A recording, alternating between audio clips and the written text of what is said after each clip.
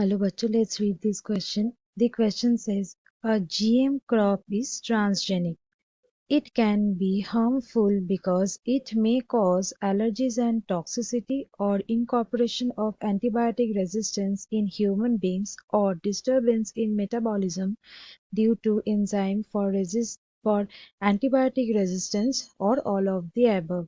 इस क्वेश्चन में बताया गया है कि जो जीएम क्रॉप होते हैं मतलब जेनेटिकली मॉडिफाइड क्रॉप्स होते हैं वो ट्रांसजेनिक होते हैं बट ये हार्मफुल होते हैं।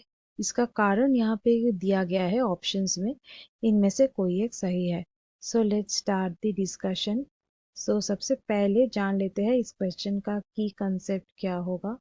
इस क्वेश्चन का की कंसेप्ट है GM crops.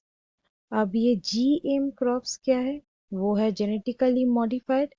Genetically modified means ये जो क्रॉप्स है इसका जो जीनोम है ये जीनोम हो जाते हैं ऑल्टर्ड। इसको किया जाता है मॉडिफाइड, मतलब ये बेसिकली होते हैं genetically engineered. Genetically engineered crops. और ये जो इंजीनियरिंग होते हैं ये कुछ पर्पस के लिए होता है, आइदर कुछ कमर्शियल प्रोडक्शन के लिए होता है या फिर कोई स्पेशल कुछ कैरेक्टरिस्टिक्स उसमें इंसर्ट करने के लिए, इनकॉर्पोरेट करने के लिए होता है, या फिर कोई इंसेक्ट या पेस्ट रेजिस्टेंस हो जाए प्लांट, इसलिए उसको इंजीनियर किया जाता है। ये जो जीएम क्रॉप्स है ये ट्रांसजेनिक हो जाते हैं। सो ये जो ये जब ये ट्रांसजेनिक हो जाते हैं ये प्रोसेस में कुछ हार्मफुल कुछ चीजें रह सकता है।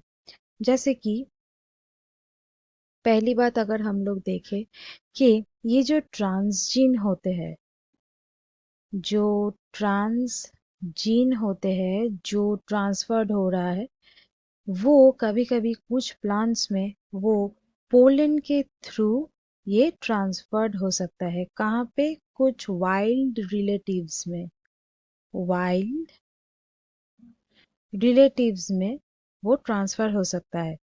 अब ये जो वीड्स होते हैं ये हो सकता है कि ये जो वीड्स है या वाइल्ड रिलेटिव्स है ये मोर परसिस्टेंट हो जाए, मोर परसिस्टेंट हो भी सकता है, या फिर ये मोर डैमेजिंग हो जाए, ये एक हो सकता है। और एक चीज हो सकता है कि ये जो कुछ जो क्रॉप्स है बेसिकली जिसमें ये जो एंटीबायोटिक रेजिस्टेंट जीन्स को इनकॉर्पोरेट किया जा रहा है वो जीन्स कुछ एंजाइम प्रोड्यूस कर सकता है। और ये जो एंजाइम होते हैं ये एंजाइम एलर्जी का कारण बन सकता है, कुछ एलर्जीज क्रिएट कर सकता है। और ये जो एलर्जी है ये क्यों होता है? क्योंकि ये जो एंजाइम है तब ये एक फॉरेन पार्टिकल की तरह ट्रीटेड होता है, इसलिए ये एलर्जी प्रोड्यूस कर सकता है।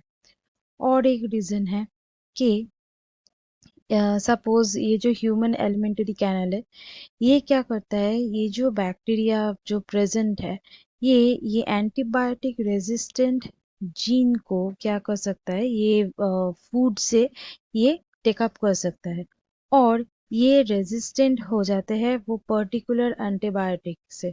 सो ये हो जाते हैं एंटीबायोटिक रेजिस्टेंट।